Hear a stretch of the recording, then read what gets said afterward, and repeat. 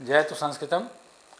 एक बार फिर से अपने YouTube चैनल संस्कृत धारा 2.0 पर मैं जय पांडे आपका हार्दिक स्वागत करता हूं। मित्रों, इसके पहले वाली वीडियो में आपने वर्ण विचार पढ़ा, उच्चारण स्थान पढ़ा, संधि पढ़ी आपने। कभी कभी आप देखते हैं कि टेट, सी टेट या सुपर टेट की परीक्षाओं में संज्ञा से भी प्रश्न आ जाते हैं, टीजीटी की परीक्षाओं में भी संज्ञा से भी प्रश्न आ जाते हैं। तो आज हमारा एक नया चैप्टर है संज्ञा प्रकरण। संज्ञा प्रकरण के बारे में आज हम आपसे चर्चा करेंगे, इसके अर्थ और इसकी परिभाषाओं के बारे में। तो सबसे पहले आज हम संज्ञा के बारे में जानते हैं कि संज्ञा क्या है। संज्ञा क्या है? बहुत बार आपने सुना होगा कि किसी भी व्यक्ति, किसी भी स्थान, किसी के नाम को क्या कहते हैं? संज्ञा कहते हैं। तो इसका मतलब संज्ञा क्या है? नाम है। संज्ञा क्या है? नाम है। तो हमारे व्याकरण शास्त्र में पाणिनि ने भी किन्हीं वर्णों को एक नाम दे दिया है, कुछ वर्णों को एक नाम दे दिया है, कुछ प्रत्ययों को एक नाम दे दिया है। मतलब व्याकरण शास्त्र में जितनी भी चीज़ें हैं सबका कुछ न कुछ अपनी सुविधा के अनुसार एक नाम दे दिया है। ठीक है। जैसे अगर कु नाम दे दिया, कु का क्या मतलब हुआ? क वर्ग। चू का च वर्ग। उसी तरह से कुछ प्रत्यय हैं, उनको एक साथ मिला करके एक नाम दे दिया। ठीक है। मान लीजिए अगर व्याकरण शास्त्र में महर्षि पाणिनि को क, ख, ग, घ और ङ कहना होता तो कितना बड़ा व्याकरण हो जाता? बहुत बड़ा व्याकरण हो जाता। तो उन्होंने अपनी सुविधा के अनुसार क्या किया? इसका नाम कु रख दिया। ठीक है। अब जब भी हम व्याकरण शास्त्र में कु शब्द का प्रयोग करते हैं तो हमें किसका बोध होता है? क, ख, ग, घ, ङ का। चू का प्रयोग करेंगे तो किसका उद्बोध होता है? च, छ, ज, झ, ञ का। ठीक है। उसी तरह से व्याकरण को छोटा बनाने के लिए सूत्रात्मक विधि है ना व्याकरण। व्याकरण किस विधि से लिखा गया है? सूत्रों के माध्यम से। ठीक। सूत्र माने छोटा होता ही है। ठीक है। अगर सूत्रों के द्वारा व्याकरण को न लिखा गया होता तो बहुत बड़ा व्याकरण हो जाता। ठीक है। तो उसी तरह से कुछ वर्णों को आइए जानते हैं व्याकरण शास्त्र में किन किन वर्णों को या किन वस्तुओं को या किन चीज़ों को कौन कौन से नाम दिए गए हैं, उनको एक सीरियल वाइज देखते हैं। ठीक है। तो सबसे पहला नाम वृद्धि आता है। वृद्धि, वृद्धि नाम कह लीजिए या वृद्धि संज्ञा कह लीजिए। ठीक है। दोनों बात एक है। व्याकरण शास्त्र में वृद्धि नाम किसका पड़ा? इसका एक सूत्र है, वृद्धि रादैच। ठीक है। सूत्र का क्या नाम है? वृद्धिरादैच। यह सूत्र पाणिनि के अष्टाध्यायी के पहले अध्याय के पहले चरण के पहला ही सूत्र है। ठीक है। आप यहाँ प्रश्न ऐसे भी आ जाएगा, अष्टाध्यायी का प्रथम सूत्र क्या है? तो प्रथम सूत्र क्या है? वृद्धिरादैच। अष्टाध्याय में कितने अध्याय हैं? 8 अध्याय हैं। तो कितने चरण हैं? एक अध्याय में 4 चरण, तो 8 अध्याय में 32 चरण। 8 चौक 32। ठीक है। और हर चरण में सूत्रों की संख्या आगे पीछे है, कहीं 50 है, कहीं 100, कहीं 200। इसलिए सूत्र अनिश्चित है, निश्चित नहीं है सूत्र, लेकिन अध्याय निश्चित है और चरण निश्चित है। ठीक है। तो यह पहले अध्याय का यह जो पहला वाला ये है, ये क्या बता रहा है? अध्याय। ठीक। ये दूसरा एक क्या है? चरण या पाद। ठीक है। और तीसरा क्या है? सूत्र संख्या। ये क्या है? सूत्र संख्या। ठीक है। तो हम बता रहे हैं वृद्धि संज्ञा। सूत्र के बारे में देखिए, वृद्धि संज्ञा किसको कहे गए या वृद्धि नाम किसका लिया गया है? तो सूत्र में क्या है? 3 चीजें यहाँ, वृद्धि, ठीक है, वृद्धि, आत और ऐच। जब इसको आप मिलाएंगे तो वृद्धिरादैच बन गया। ये विसर्ग का रा हो गया और ये मिल गया आ में वृद्धिरा, अत्ता को द हो गया, ऐच, वृद्धिरादैच हो गया। ठीक है। अब वृद्धि माने वृद्धि होती है या वृद्धि संज्ञा स्यात्, वृद्धि संज्ञा कही जाती है किसकी? आत। आत माने आ की। ठीक है ना। दीर्घ या। ऐच, ऐच क्या है? प्रत्याहार है। ऐच क्या है? प्रत्याहार है। ऐश प्रत्याहार कहाँ से शुरू होगा? अयौच, सूत्र ही है अयौच। इसका मतलब अय और औ, ठीक है ना? आ, अय और औ यही आया ना वृद्धिराज में। कितने वर्ण है? आ, आत से तत्पर तत्काल से क्या हो जाएगा? ये आत माने केवल बड़ा आ, ठीक है। और ऐच प्रत्याहार है, ऐच में अय है और औ है, तो 3 वर्ण आए कि नहीं? आ, अय, औ। इन तीनों का एक साथ कौन सा नाम दिया गया? वृद्धि, ठीक है ना? इनको क्या कहा जाता है? वृद्धि। व्याकरण शास्त्र में कितनी वृद्धि हैं? 3, आ, अय, औ, ठीक है। वृद्धि संज्ञा समझ में आ गई। अगली संज्ञा है आपकी, जैसे इसका उदाहरण भी देख, जैसे सदा धन एव, सूत्र है ना, संधि करनी है यहाँ, सदा धन एव, तो क्या होगा यहाँ? सदा में क्या है? आ, आगे क्या है? ए, ठीक है। अब आ के बाद अगर ए आ गया है तो क्या होगा? इसकी वृद्धि हो जाएगी। वृद्धि कितनी है हमारे यहाँ? आ, अय, औ, ठीक है ना? इसी तीनों में से वृद्धि होनी है, तो आ वृद्धि अगर होगी तो केवल यहीं पर हो रही है, इसके बाद ए भी तो मिलाना है, तो क्या होगा? अय वृद्धि हो जाएगी। किसके अनुसार? उच्चारण स्थान, ठीक।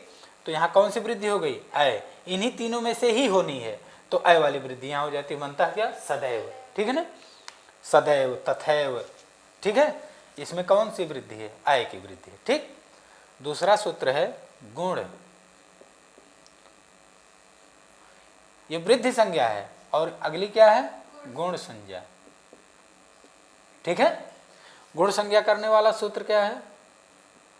अदेंग गुण, ठीक है। अदेंग गुण, यह भी देखिए ठीक इसके बाद पढ़ा गया है, मतलब अष्टाध्यायी के पहले अध्याय के पहले चरण का दूसरा सूत्र, ठीक है। क्या बताता है ये? गुण संज्ञा। गुण नाम रख दिया है किनका? वर्णों का।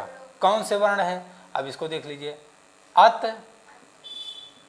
अदेंग गुण है ना, अत एंग गुण है, ठीक है।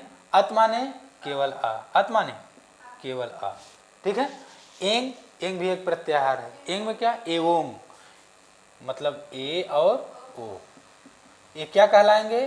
गुण कहलाएंगे, ठीक है। आ, ए, ओ और आ, ए और ओ क्या हो जाएंगे? गुण हो जाएंगे। और वृद्धि क्या हो रही है? वृद्धि क्या हो रही है? आ, अय और औ, ठीक है। ये क्या है? वृद्धि है। अब आ देखिए छोटा है ना, गुण है। आबा बड़ा है, ये वृद्धि है, नाम ही वृद्धि है। ए छोटा तो नहीं है, दीर्घ है, दीर्घ है, लेकिन ये भी दीर्घ है, इसका बड़ा भाई है। अय, ओ भी दीर्घ है, औ भी दीर्घ है, लेकिन इससे बड़ा है कि नहीं, इसीलिए नाम इसका क्या पड़ गया? वृद्धि, ठीक है। कितनी वृद्धि? 3। कितने गुण? 3, ठीक। अ, ए और ओ क्या कहलाएंगे? गुण। व्याकरण शास्त्र में अगर आ को कहा जाए, ए को कहा जाए या ओ को कहा जाएगा तो इनका एक साथ क्या नाम है? गुण। कितने गुण? 3 गुण, ठीक है। गुण संज्ञा है कि नहीं। अगली संज्ञा है संयोग संज्ञा। संयोग क्या है? ठीक है, संयोग संज्ञा।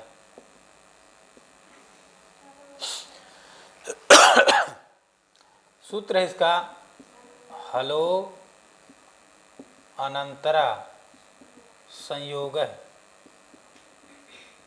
सूत्र क्या है? हलो अनंतरा संयोग है। इस सूत्र में 3 चीजें है, एक है हल, हला, एक है अनंतरा और एक है संयोग है। ऊपर आप देख रहे हैं वृद्धि संज्ञा में और गुण संज्ञा में, ऊपर आप देख रहे हैं क्या आया है? स्वर आया है ना, आ, ए, ओ गुण हो गया, आ, ए और आ, ए और औ क्या हो गया? वृद्धि हो गई। ये दोनों स्वर हैं, लेकिन यहाँ क्या है? हल माने, हल माने व्यंजन, अनंतरा माने बिना व्यवधान के, अनंतर मतलब लगातार, ठीक है। और क्या कहलाएगा वो? संयोग। अगर व्यंजन लगातार आ जाए, बिना व्यवधान के आ जाए, तो उसको क्या कहेंगे? संयोग। तो कितने व्यंजन आ जाएं? कम से कम 2। एक से ज़्यादा अगर व्यंजन बिना स्वर की बाधा के आते हैं, एक साथ आते हैं, तो उनको क्या कहेंगे? संयोग कहेंगे। जैसे मान लीजिए हमने लिखा राम, ठीक है, तो र आ म अ, यहाँ आप देख रहे हैं र के बाद क्या आया है? ये क्या है? स्वर। इसके बाद क्या है? व्यंजन। व्यंजन के बाद क्या है? स्वर। तो यहाँ कोई संयोग नहीं है कि है संयोग। 2 व्यंजन तो आए हैं, लेकिन बीच में क्या है? स्वर है, इसलिए यहाँ कोई संयोग नहीं है। अगर हम लिख दें कृष्ण, ठीक, अब इसको देख लीजिए, क री है, फिर श है, फिर ड़ है, फिर आ है। का के बाद क्या आया है? री। री क्या है? स्वर है। फिर क्या आया है? व्यंजन, फिर व्यंजन, फिर स्वर। क्या इन दोनों व्यंजनों के बीच में कोई स्वर आया है? नहीं आया ना। तो एक से ज़्यादा व्यंजन है, तो इसी को क्या कहेंगे? संयोग। मतलब 2 या 2 से अधिक व्यंजन बिना किसी बाधा के, बिना स्वर की बाधा के अगर आते हैं, बिना स्वर के व्यवधान के आते हैं, तो उसको क्या कहेंगे? संयोग। जैसे दूसरा शब्द देख लीजिए, राष्ट्र, ठीक है, कैसे बनेगा? र, फिर आ, फिर श, फिर ट, फिर र, फिर आ, ठीक है ना। र के बाद क्या है? स्वर है। इसका मतलब र और श में कोई संयोग नहीं बैठ रहा है। लेकिन श के बाद क्या है? ट के बाद क्या है? दोनों व्यंजन है ना। अब ये आपस में तीनों क्या है? व्यंजन है, ठीक है, और इसके बाद स्वर है। तो 3 व्यंजन लगातार आए हैं, ठीक है। अब इन तीनों व्यंजन की कौन सी संज्ञा होगी? संयोग। कहने का मतलब कि स्वर के अलावा जब व्यंजन लगातार आते हैं बिना स्वर के व्यवधान के, तो उसको क्या कहेंगे? संयोग कहेंगे। सूत्र क्या है? हलो अनंतरा संयोग है। हल का अनंतर आना ही क्या है? संयोग है, ठीक है।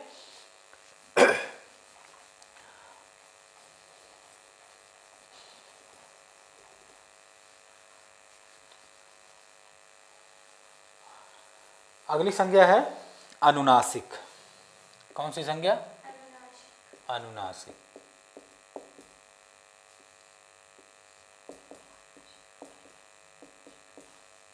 अनुनासिक संज्ञा, ठीक है। परीक्षा में आ जाता है कि अनुनासिक संज्ञा करने वाला सूत्र है, ठीक है। तो इसका सूत्र क्या है? मुख नासिका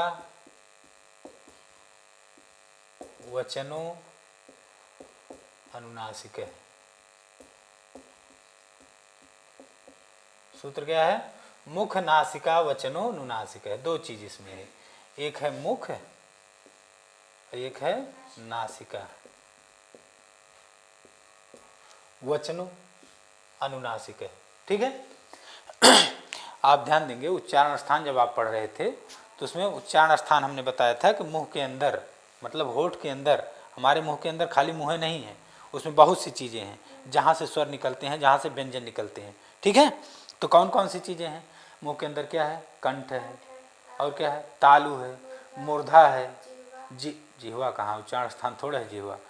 कंठ है, तालु है, मूर्धा है, और दंत है, ओष्ठ है, ठीक है ना। ये सब मुंह के अंदर ही हैं। तमाम तरह के स्वर यंत्र हैं, समझिए। जिह्वा वहाँ वहाँ जा करके सटती है, ठीक है। और जिह्वा मूलीय हो गया, उर हो गया, अंदर है, और ठीक है। लेकिन इनके अलावा भी एक उच्चारण स्थान है, क्या? नासिका। अब नासिका क्या मुंह में है? जैसे हम पानी पीते हैं मुंह से पीते हैं ना, नकियों से पीते हैं? नहीं पीते हैं, ठीक है। सांस लेते हैं, दोनों से लेते हैं, नाक से भी लेते हैं, मुंह से भी लेते हैं। क्यों? क्योंकि अंदर जाकर दोनों एक जगह सट जाती है, ठीक है। तो कहने का मतलब कुछ वर्ण जो मुख से बोले जाते हैं, ठीक, और कुछ वर्ण ऐसे हैं जो मुख के साथ नाक से भी बोले जाते हैं। उन्हीं वर्णों को क्या कहते हैं? अनुनासिक, ठीक है ना।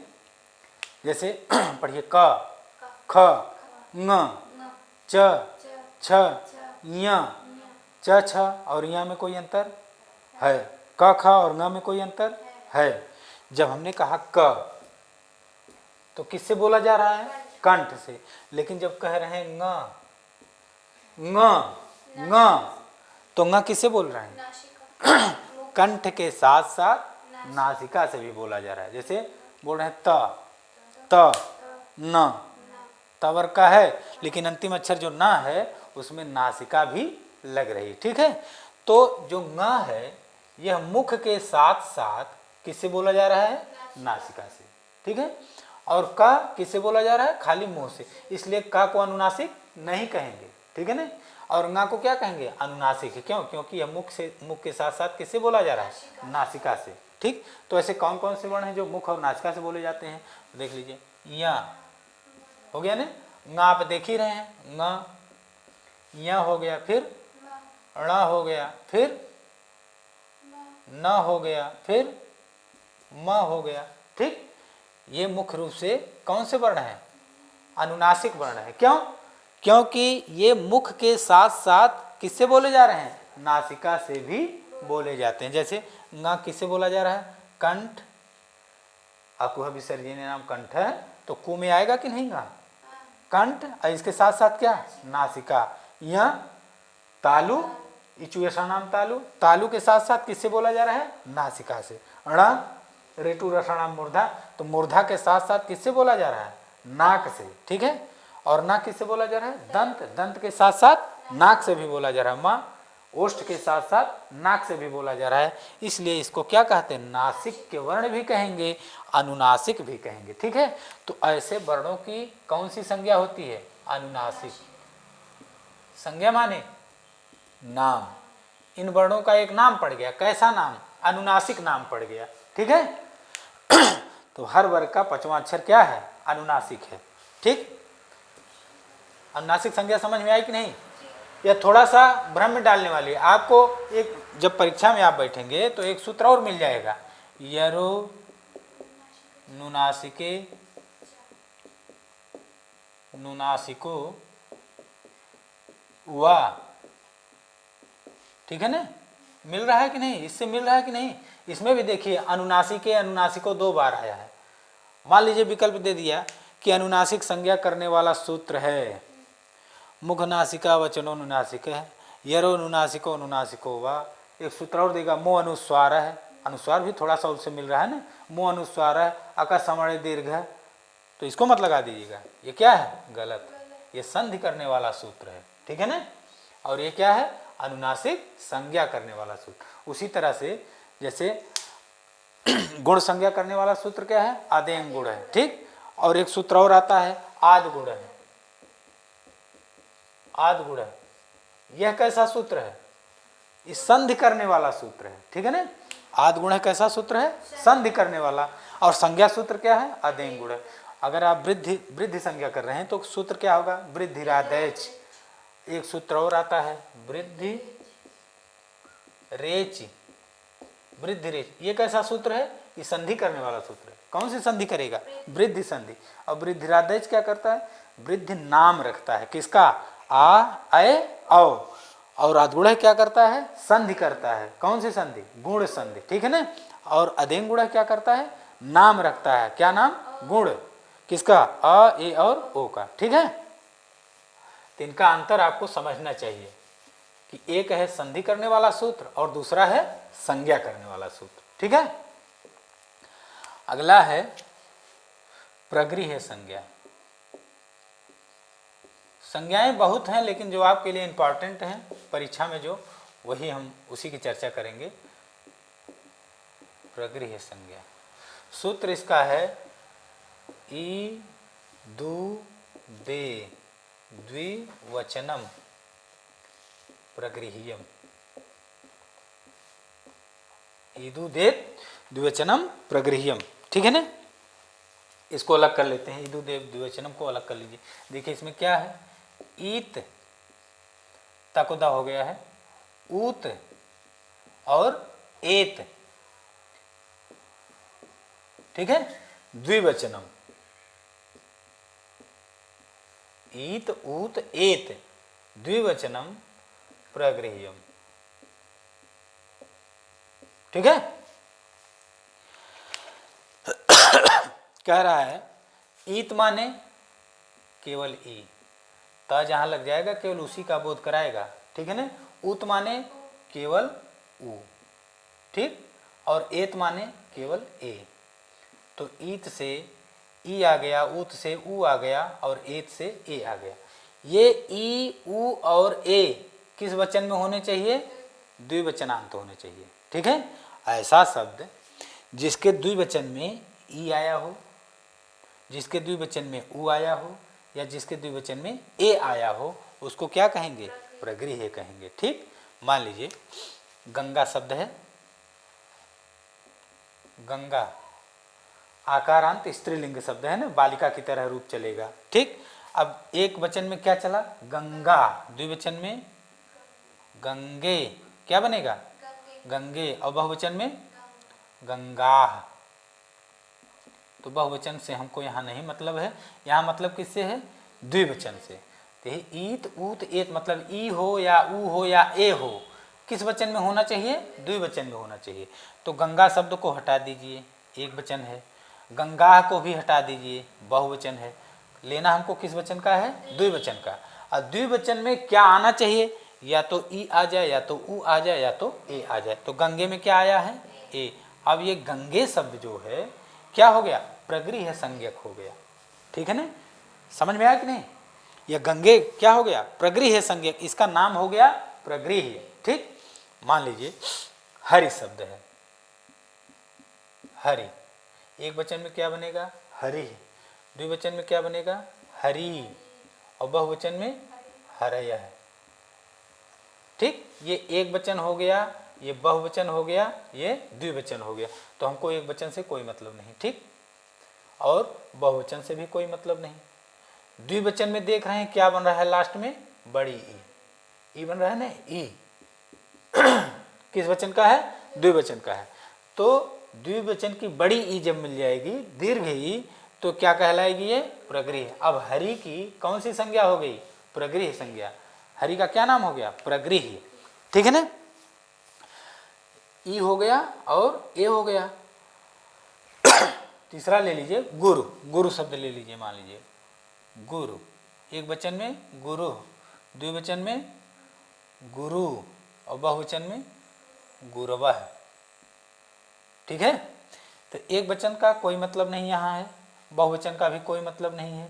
द्विवचन में हम देख रहे हैं कि रू में क्या है? दीर्घ ऊ है। अब दीर्घ ऊ क्या है? द्विवचनांत है। अब गुरु क्या हो गया? प्रगृह्य हो गया।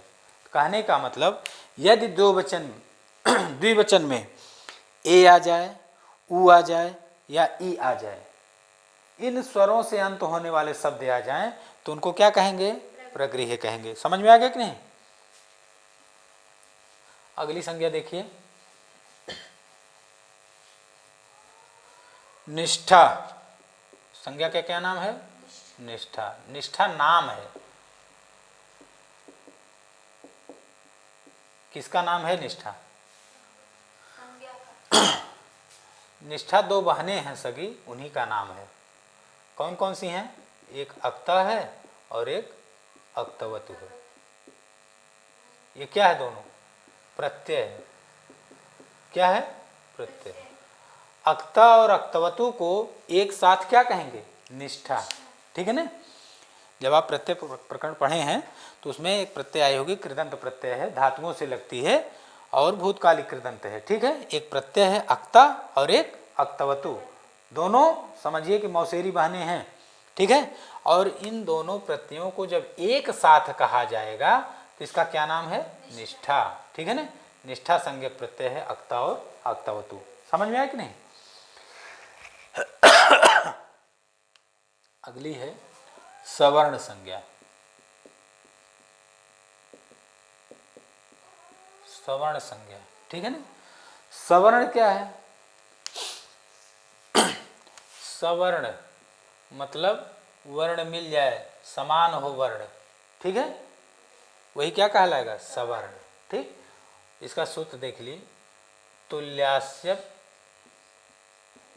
प्रयत्नम सवर्णम, तुल्यास्य प्रयत्नम सवर्णम, ठीक है ना। इसको अलग अलग कर लीजिए।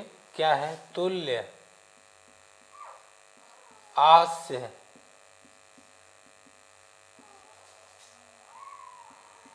प्रयत्न प्रयत्नम सवर्णम।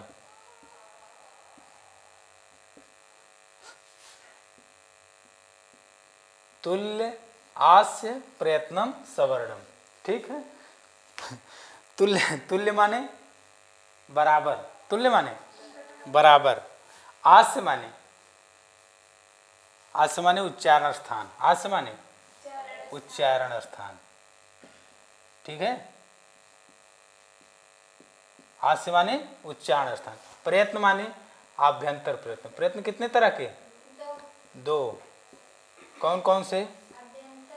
आभ्यंतर प्रयत्न और बाह्य प्रयत्न। यहाँ बाह्य प्रयत्न से कोई लेना देना नहीं है। किस प्रयत्न से लेना देना है? आभ्यंतर प्रयत्न। देखिए बराबर हो, क्या बराबर हो? उच्चारण स्थान और आभ्यंतर प्रयत्न। किसका? वर्णों का। जिन दो वर्णों का उच्चारण स्थान और आभ्यंतर प्रयत्न तुल्य माने समान हो, उसको क्या कहेंगे? सवर्णम। जैसे मान लीजिए हम लिख रहे हैं अ और ई, क्या ये आपस में सवर्णी हैं? क्यों नहीं सवर्णी हैं? भाई ये भी स्वर है और ये भी स्वर है, क्यों नहीं सवर्णी हैं? अब आ का उच्चारण स्थान क्या है? कंठ। और ई का तालु। और यहाँ सूत्र क्या कह रहा है कि उच्चारण स्थान क्या होना चाहिए? समान होना चाहिए। अब बताइए क्या सवर्णी है? नहीं है। ठीक है। आभ्यंतर प्रयत्न, आभ्यंतर प्रयत्न दोनों का समान है कि नहीं है? नहीं है। अच्छा यही पढ़े हैं। आभ्यंतर प्रयत्न क्या है? दोनों का समान है। क्या है? विवृत। ठीक है ना भाई। आ का आभ्यंतर प्रयत्न क्या है? विवृत। विवृतम स्वराणाम। ठीक है ना। आ का आभ्यंतर प्रयत्न विवृत है और ई का भी जब स्वर है तो दोनों का आभ्यंतर प्रयत्न विवृत होगा। ठीक है।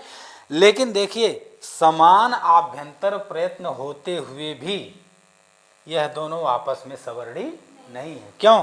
क्योंकि इनका उच्चारण स्थान अलग अलग। ठीक है। दूसरा शब्द ले लीजिए, जैसे ता है और था है। ठीक है। ता का उच्चारण स्थान क्या है? दंत। और था का दंत। आभ्यंतर प्रयत्न क्या है? ता का स्पृष्टम प्रयत्नम स्पर्शा नाम। इसका आभ्यंतर प्रयत्न क्या है? स्पृष्ट। ठीक है ना। एक और पढ़ाई, एक और भूला लोगन। और एक था का स्पृष्ट। ठीक है भाई। स्पर्श व्यंजन दोनों है ना। अब इसका भी आभ्यंतर प्रयत्न क्या है? स्पृष्ट। था का भी आभ्यंतर प्रयत्न स्पृष्ट है। अब देखिए उच्चारण स्थान भी मिल रहे हैं दोनों के। अब ता और था आपस में क्या है? सवर्णी है कि नहीं? सवर्णी है ना। लेकिन अगर इसी ता के जगह पर हम पा लिख दें, अब बताइए ता का उच्चारण स्थान दंत है। ठीक है। और ता का आभ्यंतर प्रयत्न क्या है? अस्पृष्ट है। और पा का उच्चारण स्थान क्या है? ओष्ठ है। ओष्ठ है ना। यो भुलाइए, ओष्ठ। ठीक। और इसका आभ्यंतर प्रयत्न क्या है? स्पृष्ट है। लेकिन क्या नहीं मिल रहा है? उच्चारण स्थान नहीं मिल रहा है। इसलिए ता और पा सवर्णी नहीं, दोनों मिलना चाहिए। ठीक है। लेकिन कभी कभी संधि करते समय जब संधि अनिवार्य होती है तो जरूरी नहीं है कि दोनों मिल जाए। जैसे आप यण संधि पढ़ते हैं ना, यण, यण में क्या हो रहा है? इक की जगह पर यण हो रहा है, यही ना हो रहा है। इक में क्या है? ई उ री ली, यही ना। तो ई की जगह पर क्या हो रहा है? या। उ की जगह पर व, री की जगह पर र और री की जगह पर ल। ई का उच्चारण स्थान तालु, या का उच्चारण स्थान तालु। दोनों का उच्चारण स्थान क्या है? तालु है। लेकिन आभ्यंतर प्रयत्न क्या मिल रहा है? ई का आभ्यंतर प्रयत्न क्या है? विवृत। ई का आभ्यंतर प्रयत्न क्या है? विवृत। और या का आभ्यंतर प्रयत्न क्या है? ईशत स्पृष्ट। नहीं मिल रहा है ना। बिल्कुल नहीं मिल रहा। आभ्यंतर प्रयत्न मिल ही नहीं रहा है। लेकिन फिर भी ई की जगह पर या हो जा रहा है, क्योंकि संधि अनिवार्य है। और अनिवार्य जहाँ संधि होती है तो वहाँ दोनों नहीं तो कम से कम एक मिलना चाहिए। ठीक है। एक गुण होना चाहिए, या तो आभ्यंतर प्रयत्न मिल जाए या तो उच्चारण स्थाने मिल जाए, ठीक है। जहाँ दोनों नहीं मिल रहा कम से कम एक तो मिल रहा है। लेकिन जब हम सवर्ण संज्ञा करेंगे तो उसी की करेंगे जहाँ आभ्यंतर प्रयत्न और उच्चारण स्थान दोनों समान हो, ठीक है ना। सवर्ण संज्ञा आ गई।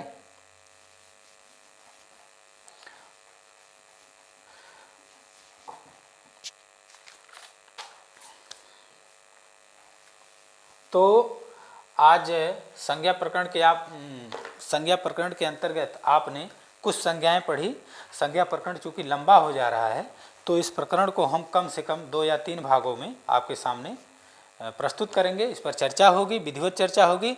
एक ही वीडियो में चर्चा करने का मतलब है कि हम विधिवत बता नहीं पाएंगे, इसलिए अगले भाग में हम सोच रहे हैं कि कुछ संज्ञाएं लेकर और आएंगे। तब तक के लिए जय तो संस्कृतम, शुभ संध्या।